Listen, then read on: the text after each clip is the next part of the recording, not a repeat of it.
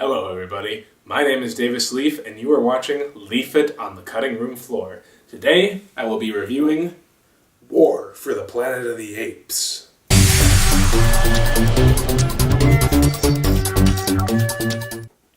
So, War for the Planet of the Apes is directed by Matt Reeves and stars Andy Serkis once again.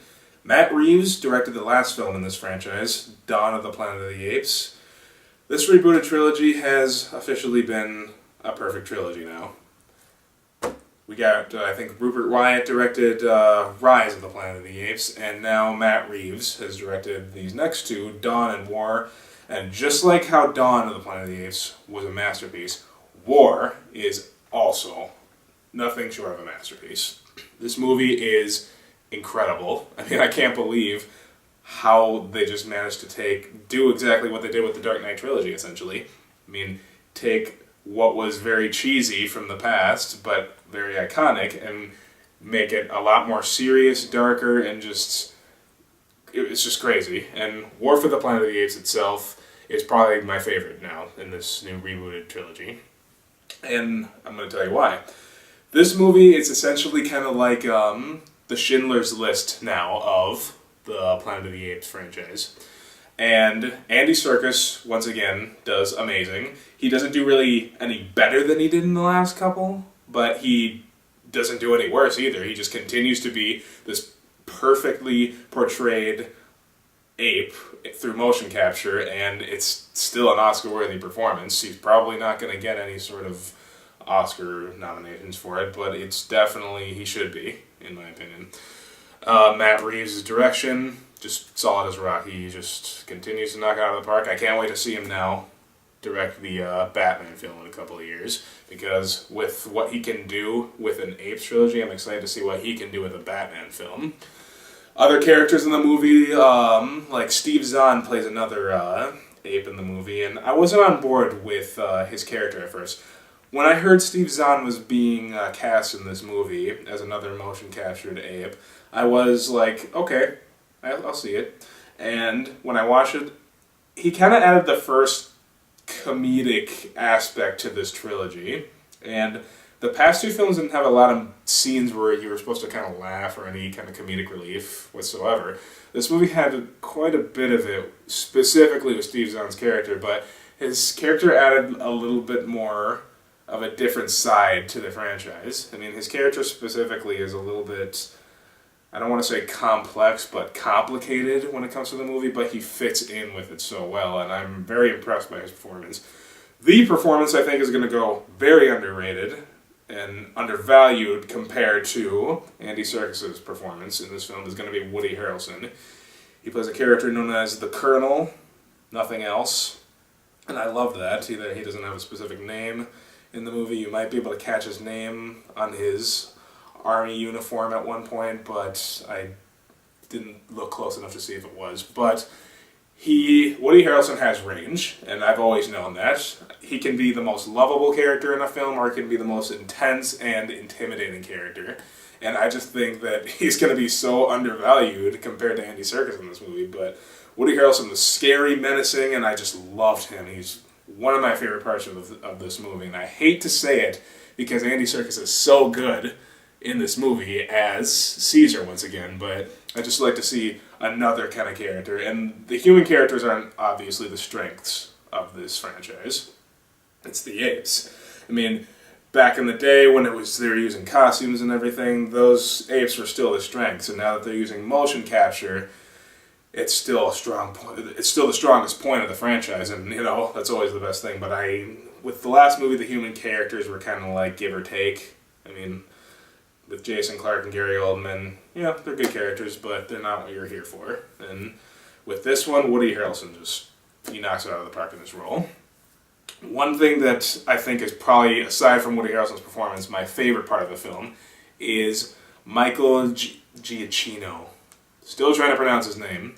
Michael Giacchino's score for this movie. He did the one for the last one as well, and once again he improves upon it. He just brings a very dark, very gritty, and very just depressing and despairing score to this movie. And he did the same thing with the last one, but with the tone of this one, it's, kind of the Schindler's List, like I said, of the Apes franchise, and it's just so saddening. You're just watching it and you're just like, wow, this music is really, really sad when it needs to be, but it's like at times it's very uplifting and very inspirational. And Michael Giacchino has been on a roll with his scores. He just did Spider-Man Homecoming score last week, and it was fantastic. And he did Doctor Strange's score, and he's done the Star Trek scores.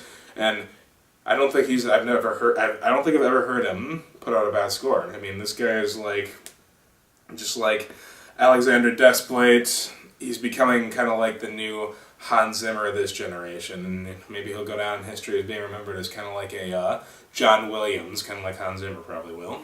But he was fantastic, and his score was fantastic. Then the cinematography. Wow. Beautiful cinematography. The first one, cinematography, I don't know if they got a different cinematographer for Dawn of the Planet of the Apes, but it kind of seems like they did. Either way, Dawn of the Planet of the Apes had great cinematography, and this one had just the best out of the three. Wow, the angles they were shooting at, it was it coexisted with the film so perfectly, and I just loved it. So gorgeous, and so just scary when they needed it to be, so intense when they needed it to be, and I think I don't know who did the cinematography of this film, but like it was like Roger Deakins level cinematography, or Emmanuel Lubinski level, and I loved it. The score was fantastic, and you're going to notice it heavily while watching this movie, because while watching the movie, you're going to be like, wow, this movie is shot just so gorgeous.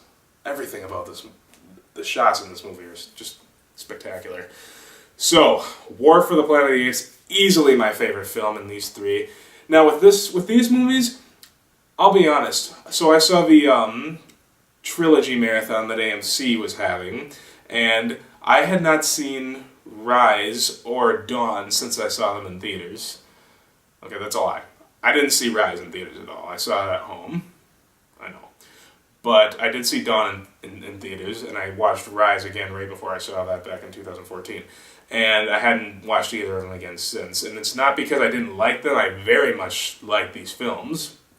It's because there's always like, they're so like, to me for some reason there's a part of each film that's like so heavy for me that I just can't go back and watch it instantly. Like the first movie, hated watching the animal cruelty aspect of it, but like I get that it's supposed to be part of the story and it's supposed to be like part of the rising aspect of that first movie. And then the second one, you know, if you haven't seen Dawn of the Planet of the Apes, spoilers, but the second one, it was the whole Koba thing that happened in the movie, and that was just like, he was that character you just needed to hate, but you like are supposed to kind of sympathize with him at the same time. But I just hated his character so much, and I hated what he was doing, and I hated witnessing it, and so it was actually kind of hard for me to go back and watch those movies. And watching all three of them now in a row together, I think was the perfect way to do it. I was like, quite a journey, quite a story that they told, and like if you like literally kind of wrapped all three together, you could just say the first one ended, and then chapter 2, the dawn, and then chapter 3, the war. That would be like, I'd watch that whole movie if they put them all together. Seriously. But War for the Planet of the Apes is definitely my favorite one I've seen out of them. And again, I do want to go back and watch this one again, because I think there is a lot more layers to the film that I was really noticing the first time. Like, the story itself is pretty complex. Like, there's like, you think you know what's going on in the beginning, and you think you know how this movie's going to play out and everything, but it takes a couple of turns, and there's other things going on within the movie that you find out, and it might require a second viewing, at least for me. I think there's more layers to the film that I wasn't noticing, and there might be a couple of things I didn't spot if I see it the second time. So I think this movie, for me, is going to require a second viewing. And after that, I don't know, because like I said, it's the Schindler's List of the Apes rebooted franchise, and you know, Schindler's List is, you know, a very, very heavy film. And this is probably the deepest and heaviest out of the rebooted films. And I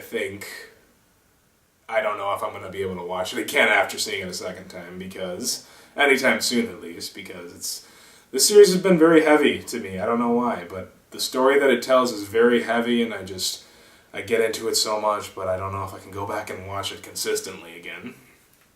Either way, this is officially like one of the few modern trilogies that we've gotten that's solid as a rock, where very, very minimal flaws, like, if any, really. And I did have a couple flaws with this film. Like, there were some kind of characters that kind of seemed out of place, some decisions that I didn't really agree with in the movie. There's kind of a level of predictability at times, but overall, I just love the film. And the title, you might be fooled by the title being War for the Planet of the Apes, because it is a war film in a sense, but it's more of a survival film, if anything.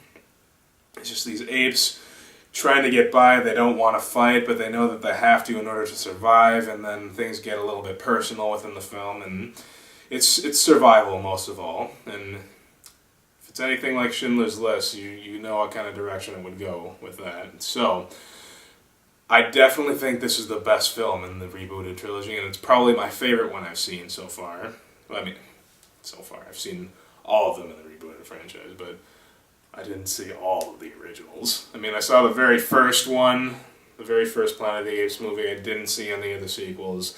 I saw the Tim Burton one, unfortunately, but I've seen all three now of the rebooted ones. And out of these rebooted ones, the War is definitely my favorite. And hopefully they don't screw it up and make it like a James Bond trilogy where it could have been so perfect, but like they decided to just like go too far and make a fourth one that ended up just being terrible. But overall, this is my favorite one within the rebooted trilogy, and I have to say I loved War for the Planet of the Apes. So you should definitely check this movie out. Even if you're not a fan of this, it's a great sci-fi film. It's a great drama in an aspect, and I think most people could probably find something to enjoy about this movie. So, that's all I got for you today, and if you like this video, you can go ahead and click subscribe, and I'll see you next time. Thank you.